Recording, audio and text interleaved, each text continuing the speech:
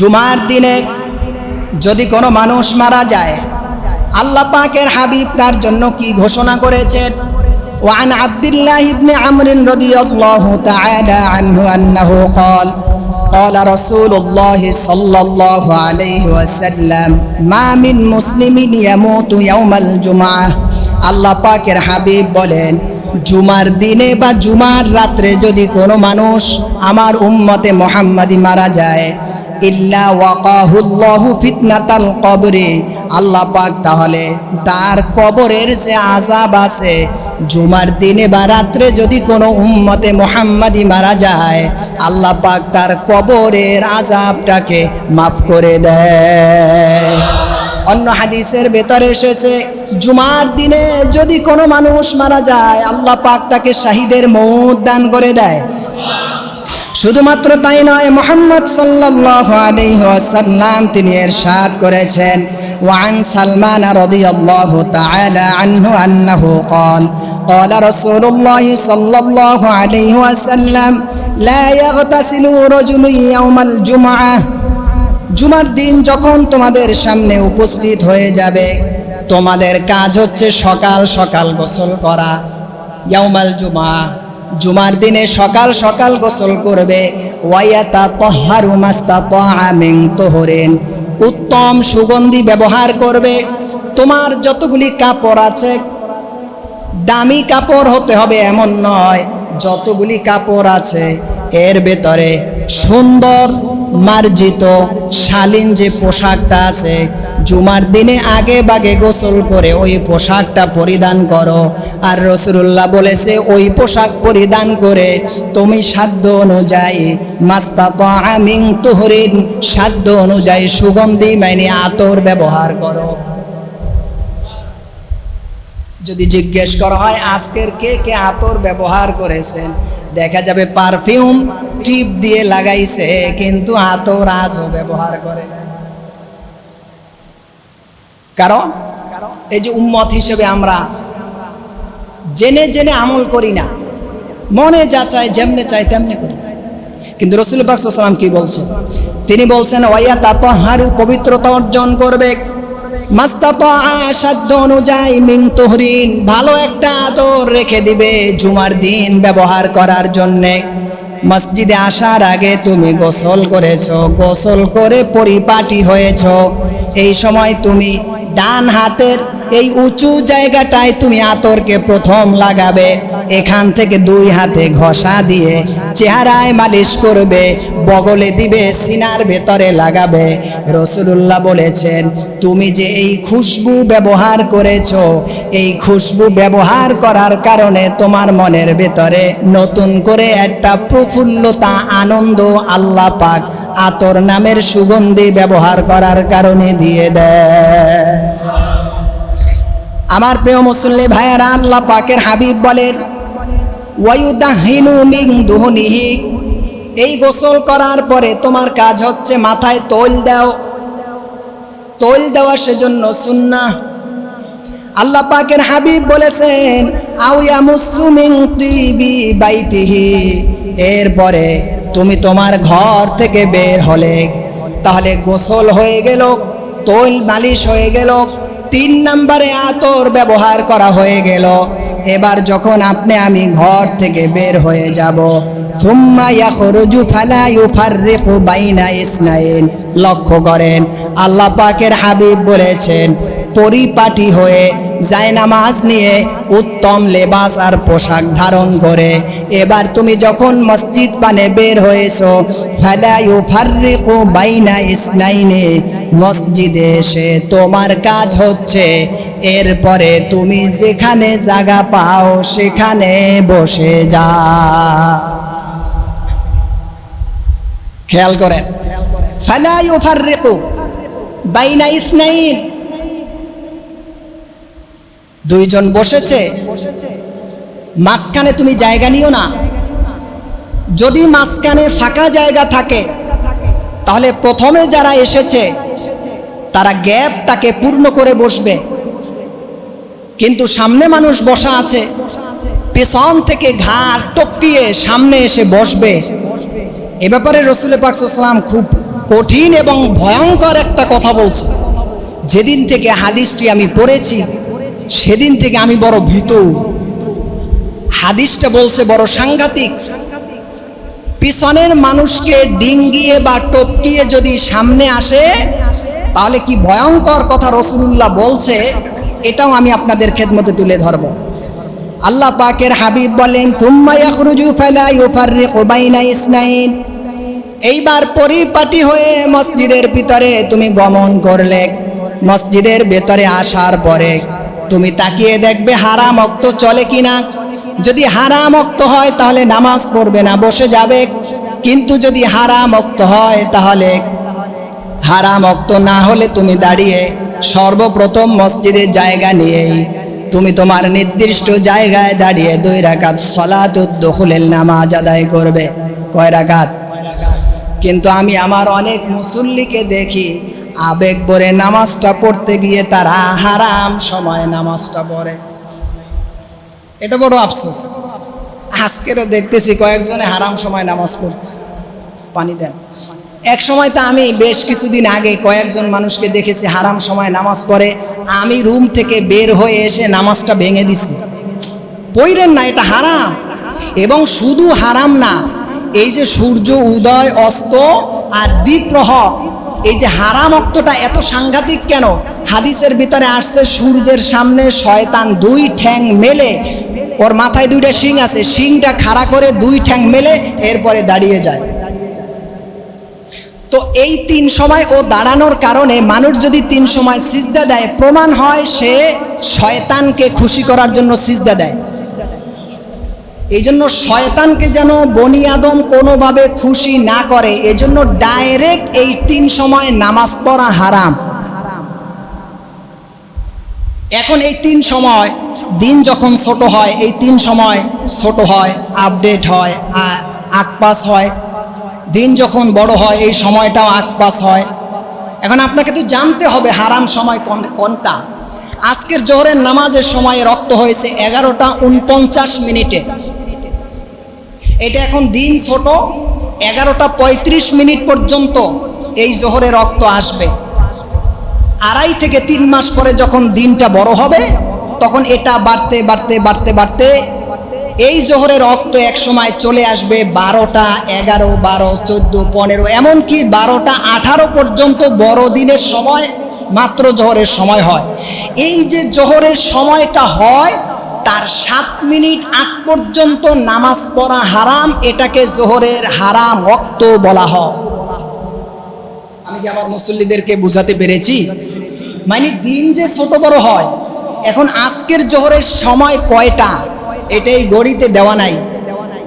কিন্তু যারা Android set ব্যবহার করেন, স্মার্টফোন ইউজ করছেন, আপনারা একটা সফটওয়্যার নামিয়ে নেবেন, মুসলিম ডে।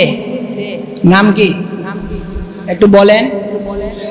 এই মুসলিম ডে প্লে স্টোরে গিয়েই আপনি সার্চ করবেন, চলে আসবে। আপনি এটাকে নামিয়ে ইনস্টল করার পরে দেখবেন দৈনিক 1 সেকেন্ড যদি নামাজের রক্ত আকপাস হয় ওখানে 1 সেকেন্ড আগে পরে দেখায়। এই যে অনেক মসজিদে এখন দীর্ঘস্থায়ী ক্যালেন্ডার ছিল, এখন নাই। কারণ দীর্ঘস্থায়ী ক্যালেন্ডারে সারা বছরে যেটা নির্দিষ্ট করা হয় এটা সারা বছরেরটা অনেক সময় আকপাস হয়ে যায়, কিছু সন্দেহ থাকে।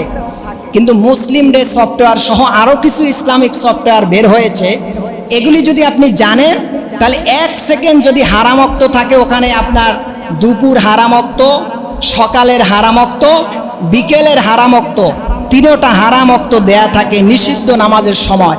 আপনি দেখবেন বাস ওয়াক্ত আছে, নাই, নামাজ পড়া যাবে না। ওয়াক্ত আছে, বাস পড়া যাবে।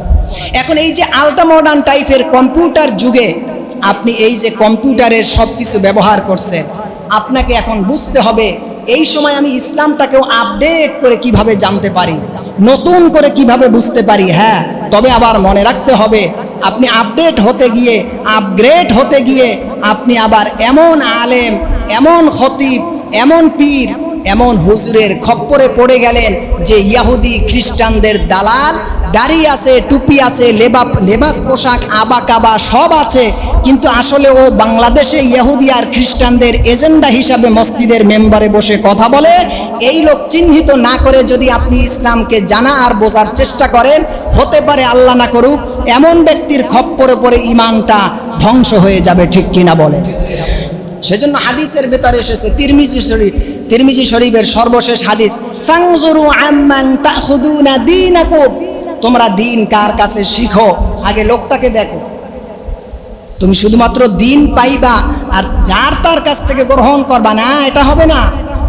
এই ব্যক্তি দিন কার কাছ থেকে শিখেছে, এ পারফেক্ট আলেম কিনা, এর আসলেই কোরআন হাদিসের বিচক্ষণতার জ্ঞান আছে কিনা, যুগ সমস্যার সমাধানে জাতিকে মেম্বারে বসে কোরআন হাদিস থেকে রিসার্চ করে লেখাপড়া করে অগাধ শ্রমের পরে একটা জিস্ট এক সপ্তাহ তার তুলে ধরার মতন মেমোরি আছে কিনা, এই যোগ্যতা সম্পন্ন খতিব কিনা, এটা তোমাকে জাস্টিফাই করে তারপরে তার অনুসরণ করতে হবে।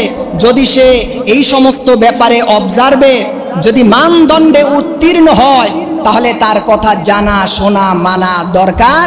যদি তিনি এই মানদণ্ডে উত্তীর্ণ না হয়, তাহলে শুধুমাত্র 10,000 টাকার হুজুর পেয়েই তার মাসআলা শুনেই 6 হাত ফাল দিয়ে উপরের দিকে উঠে গেলেন, আপনার জন্য মহা বিপদ অপেক্ষায় সামনে আছে।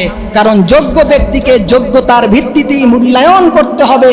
করতে হলে ওই যোগ্য ব্যক্তির যোগ্যতা আছে কিনা এটাও আপনাকে আগেই এনশিওর করতে হবে, ঠিক কিনা বলেন। এজন্য যোগ্যতা লাগবে। খতিব শুধুমাত্র হলেই হবে না, আমিও যদি যোগ্যতার ভিত্তিতে মানদণ্ডে উত্তীর্ণ না হই, আমিও ক্যান্সেল। এরকমের যত খতিব হোক, যোগ্যতার ভিত্তিতে যিনি আসবে তাকে ভ্যালু দিতে হবে। যোগ্যতার ভিত্তিতে উঠি নাই, কোরআন হাদিস রেফারেন্স ভিত্তিক সত্য এবং সঠিক সমাজ সমস্যার সমাধানে কথা বলতে পারেন না, এতে শুধুমাত্র মিষ্টি মিষ্টি কথা বললে তো সমাজ সংস্কার হবে না। এজন্য খতিব মানে হচ্ছে যার ইসলামের গভীর নলেজ আছে এবং সেটা আবার সমাজে দেওয়ার মতন তার ক্যাপাসিটি আর হিম্মত রাখে, এরকমের মন মেজাজ থাকলে সে খতিবের চেয়ারে বসবে। নচেত আমার মতন অধমও যদি এই যোগ্যতা না রাখে, আমি চেয়ারে বসে আপনার সামনে লেকচার দেওয়ার এই অথরিটি আল্লাহ আমাকে দেন নাই, ঠিক কিনা বল। এটা সাংঘাতিক ব্যাপার। হাজার মানুষ বসে থাকে, সামনে কথা বলতে হবে, লেখাপড়া নাই, যোগ্যতা নাই, গবেষণা নাই, রিসার্চ নাই, কিতাবের সাথে আপনার কোনো সুসম্পর্ক নাই, আপনি কিতাবের রেফারেন্সে কথা বলার যোগ্যতা রাখেন না, আর আপনি এতগুলি মানুষের ড্রাইভার হবেন। সবার আগে ওই খতিবকেই জাহান্নামের চৌরাস্তায় হারিয়ে যেতে হবে, ঠিক কিনা বলেন। একটু জিকির করেন, লা ইলাহা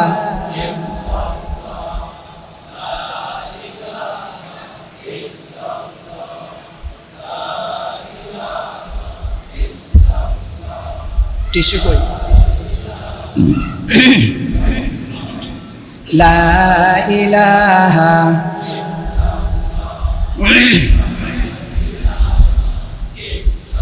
লা ইলাহা ইল্লাল্লাহু মুহাম্মাদুর রাসূলুল্লাহ সাল্লাল্লাহু আলাইহি ওয়াসাল্লাম। আমার প্রিয় মুসলিম ভাইয়েরা, ইদা তাকাল্লামাল ইমাম গুফিরা লাহু মা বাইনা ওয়া বাইনাল জুমআতিল উখরা।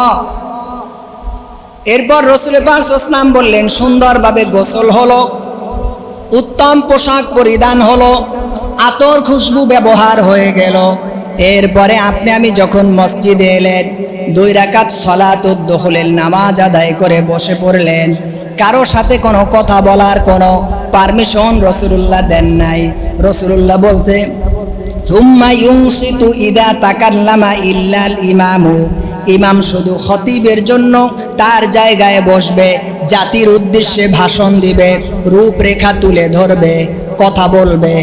এছাড়া কোনো মুসল্লি কোনোভাবেই কথাবার্তা বলার জন্য রাসূলুল্লাহ পারমিশন দেন নাই। তিনি বলেছেন, ইমাম যতক্ষণ কথা বলবে, খতিব সাহেব ভাষণ প্রদান করবে, এই সময় কথা না বলে যেই মুসল্লি চুপচাপ হয়ে বসে থাকবে, ওয়াবাইনাল জুমআতিল উখরা, এই জুমা থেকে সামনের জুমা পর্যন্ত 1 সপ্তাহের যত গুনাহ আছে আল্লাহ পাক আগাম তার গুনাহগুলি মাফ করে দিবে। শুধুমাত্র তাই নয়, জুমার দিনে কথা বলা নিষেধ। এটা কিভাবে বলা হয়েছে? আল্লাহ পাকের হাবিব বলেছেন, ওয়ামান মাসাল হাসা ফাকাদ লাগা। যদি তুমি নামাজ পড়তেছো, নামাজের সময় তোমার নামাজের জায়গায় ধুলাবালি পড়ে আছে, ছোট ছোট কোনো পাথর পড়ে আছে, এই পাথর যদি হাত দিয়ে সরানো হয় তাও কথা বলার শামিল। কি বুঝলেন? সাংঘাতিক ব্যাপার না? নামাজ পড়তে এসে সামনে ময়লা পড়ে আছে, আমার ব্যক্তিগত কোনো কথা নয়, রেফারেন্স দিচ্ছি। আপনার বিশ্বাস আর ভালো না লাগলে হাদিস আমার কাছে মেশকাত আছে, মুসলিম আছে, বুখারী আছে, যে কোনো সিয়াসেত্তা সহ আমি ক্ষুদ্র মানুষ, প্রায় আমার কাছে 10টার উপরে হাদিসের কিতাব আছে। আপনি বিশ্বাস না হলে হাদিস খুলে ভালো যোগ্য আলেমের কাছে দেখতে পারেন। রাসূলুল্লাহ বলেছেন, ওয়ামান মাসাল হাসা ফাকাদ লাগা। যদি কোনো মানুষের নামাজের জায়গায় ছোট পাথর বা কঙ্কর পড়ে থাকে, এটা যদি সরিয়ে সরিয়ে সময়টা ব্যয় করে, রাসূলুল্লাহ বলেছেন এটাও হচ্ছে জুমার দিনে কথা বলার শামিল। সাথে আরেকটা হাদিস রাসূলুল্লাহ বলছেন, ওয়াজিয়াদাতু সালাসাতি আইয়ামিন। আল্লাহ পাকের হাবিব বলে, যদি কোনো মানুষ জুমা পড়তেছে, পাশের মানুষকে আপনি বললেন আনসিত ওয়াল ইমাম ইয়াখতুবু ফাকাদ লাগস। ইমাম কথা বলতেছে, আপনি পাশের মানুষ নিজে নিজে ডিস্টার্বের কাজ করতেছে, আপনি বললেন চুপ। রাসূলুল্লাহ বলছেন, চারে চুপ থাকতে বলাটাও জায়েজ নাই। তার মানে কি? আমরা যদি কেউ কথা না বলি তাহলে কথাই নাই। বিষয়টা কিন্তু এখানে। এখন আমি বললাম ভাই চুপ, সে বলল ভাই চুপ, তার মানে কি? কথা। এজন্য যে ডিস্টার্ব দিচ্ছে তাকে চুপও বলা যাবে না, এটাও কথা, এটাও হারাম, না জায়েজ। তার মানে মসজিদে আসছেন তো মোরাকাবার হালতে আসেন, শেষ পর্যন্ত মোরাকাবার হালত রেখেই বের হতে হবে, কোনো কথা চলবে না। এজন্য মসজিদ হচ্ছে গোটা পৃথিবীর মানুষের শ্রেণী বৈষম্যহীনের জায়গা, ঠিক কিনা বলে?